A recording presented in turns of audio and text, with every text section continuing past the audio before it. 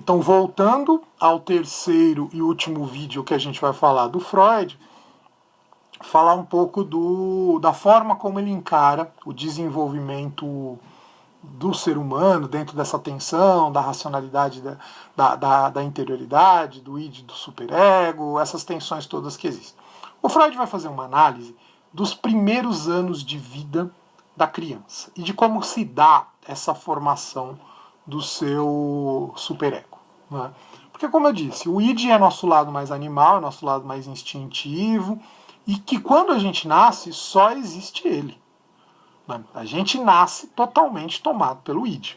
E como eu disse no Freud, a questão sexual ela está muito presente, porque é uma força de vida, é a questão da sobrevivência da espécie. Então, nós somos muito marcados pela pulsão sexual. O Freud vai dizer que existem duas pulsões que marcam a gente. A pulsão sexual, erótica, e a pulsão de morte, tanática. Eros e Thanatos, é isso que o Freud vai colocar. O Eros está relacionado à sobrevivência, né, à permanência da espécie, à preservação da espécie, e o Thanatos a fuga da morte. Né. No final, a morte também é algo que é uma força que caracteriza o nosso ser. O Freud então vai falar que a criança, logo no seu nascimento, ela passa por 3 fases. Que, por favor, peço maturidade. Se a gente tivesse em sala de aula ia sair um monte de piadinha e tal, mas eu peço maturidade para vocês entenderem essas fases. O Freud vai falar que cada um de nós, nos seus primeiros anos, do 0 aos 3 anos, a gente passa por 3 fases. A primeira fase delas é a fase oral. Né? Então, há regiões erógenas no nosso corpo, regiões de prazer, erógenos, eros, está relacionado lá, como eu disse, ao erótico, a regiões de prazer, mas não é propriamente prazer sexual, é isso que tem que entender. Lógico que tem uma relação com a questão da sexualidade, mas não é prazer sexual, até porque nós estamos falando de criança de 3 anos. Então, de acordo com Freud, a primeira fase, que vai do 0 a 1 ano, né, o primeiro ano de vida da criança, ela vai passar pela fase oral. A criança tem prazer na boca. O prazer está relacionado à região da boca. E eu sempre uso, né, é a fase em que a criança começa, ela vai ter o prazer de se alimentar, de mamar, de sugar o seio materno. Sugar o seio materno traz prazer para a criança. E aí, por isso, ela mama. É uma necessidade, mas ao mesmo tempo também é um prazer. Então, de acordo com Freud, a criança mama porque ela tem porque ela sente prazer em sugar o seio materno. Eu sempre uso como exemplo, para a gente poder entender como faz sentido isso, a questão da chupeta. E sempre deixando claro que quando eu estou falando de chupeta, eu estou falando daquele objeto de borracha. A chupeta é uma coisa que a criança em si, ela não está tirando nada de útil. Não é? Afinal, ela está chupando um pedaço de borracha. Mas a criança sente prazer em estar sugando aquilo. O que mostra que há um prazer realmente em sugar alguma coisa. Né? Então, a primeira fase é a fase oral. A segunda fase é a fase anal. O prazer no ânus. O que o Freud está querendo dizer com isso? É o prazer relacionado à eliminação e retenção das fezes. Né? Então, quando a criança, é o momento que a criança está começando a ter algum controle sobre a eliminação e retenção de fezes, né? Sobre o defecar, aqui vou usar os termos técnicos. Se a gente estivesse em sala de aula, eu usaria outro. Então, a criança ela começa a ter algum controle sobre defecar, e isso traz prazer para a criança. Né? Há algum prazer aí em defecar, ou em segurar as fezes, enfim, essa coisa toda.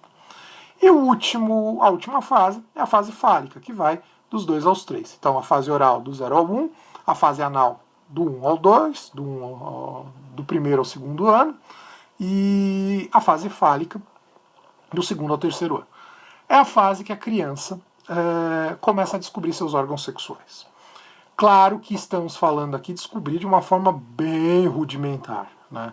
Tanto que o Freud fala, na verdade, eu não sei se é exatamente Freud, mas se fala ali da questão da masturbação, mas não masturbação no sentido que a gente entende lá, que é próprio da adolescência e tal. É muito mais no sentido de manipulação dos órgãos sexuais, não manipulação no sentido de obter prazer, né? Mas a descoberta mesmo dos órgãos sexuais é alguma consciência dos órgãos sexuais nessa fase.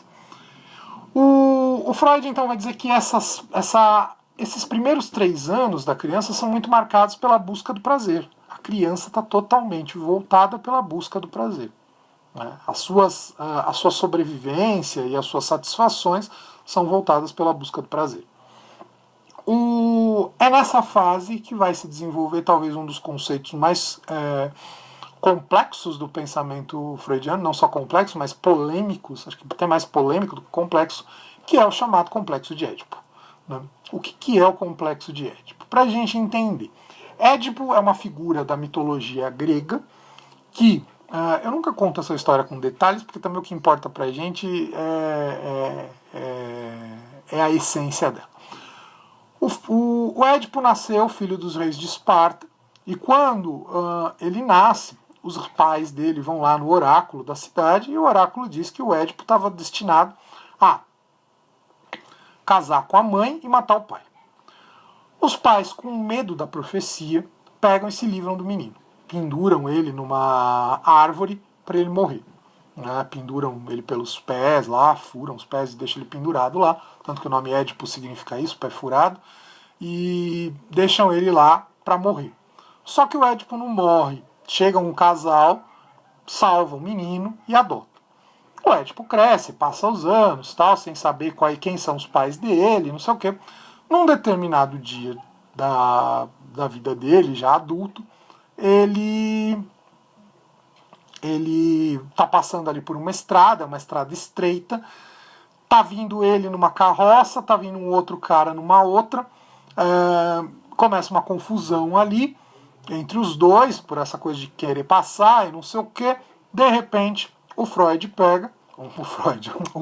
pega e mata o cara da outra carroça, sem saber que era o pai biológico dele. Ele vai para a cidade lá dele e tal, e acaba casando com a mulher que ficou viúva, sem saber que era a mãe dele. E aí depois ele descobre, fura os próprios olhos, e não sei o que e tudo mais. Então, só para a gente entender, de acordo com, primeiro dentro do contexto da mitologia grega, essa história ela surge para mostrar como o destino, a gente está falando bastante de liberdade, né? Mostrar como o destino no pensamento grego, na mitologia grega, ele era inevitável. Na verdade, tudo que os pais do Édipo fizeram para evitar que o destino se cumprisse, acabou levando a cumprir o seu destino, de matar o pai e casar com a mãe. Mas aqui, o Freud vai pegar essa história para falar que nos primeiros anos de vida, a criança tem desejo pela mãe e ódio pelo pai. A criança tem desejo sexual, tem amor pela mãe, e amor sexual, não é só amor de mãe normal, tem amor pela mãe e ódio pelo pai, porque o pai é aquele que impede.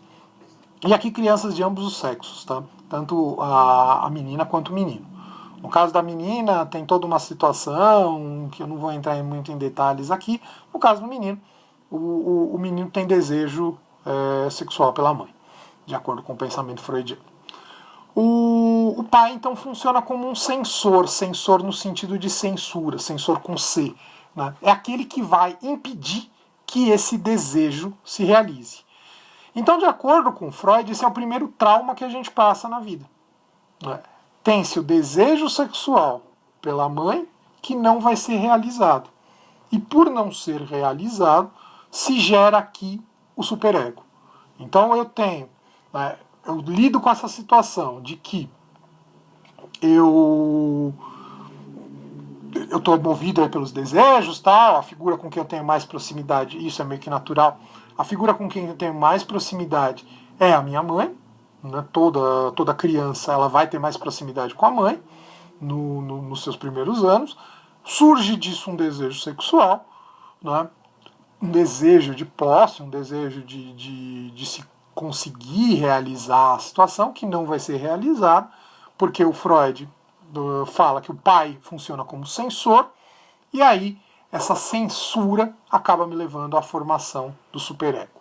Porque eu percebo que na sociedade, na vida em sociedade, nem todos os meus desejos serão realizados. No caso, o desejo sexual em relação à minha mãe não vai ser realizado. Então, basicamente, o pensamento freudiano é isso. Praticamente com isso aqui eu termino a ideia do pensamento freudiano. Só para concluir, para a gente perceber como para o Freud, fazer um pouco uma analogia aí, uma comparação entre o pensamento freudiano e o pensamento sartriano. Então, para o Sartre, a consciência ela não é nada, né?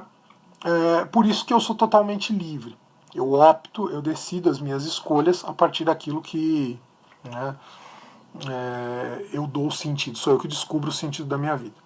No caso do Freud, eu não sou tão livre assim, porque as experiências traumáticas pelas quais eu passei, elas de alguma forma determinam o que eu sou ou o que eu deixo de ser.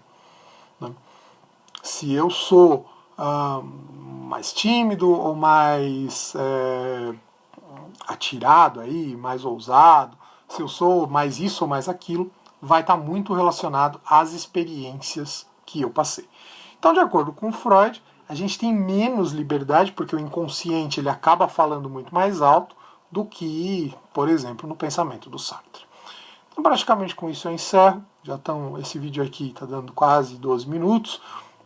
Acaba sendo um vídeo um pouquinho mais curto do que os outros, mas basicamente também com isso eu consigo encerrar o pensamento do Freud. Semana que vem a gente fala sobre o pensamento do Foucault. Então é isso.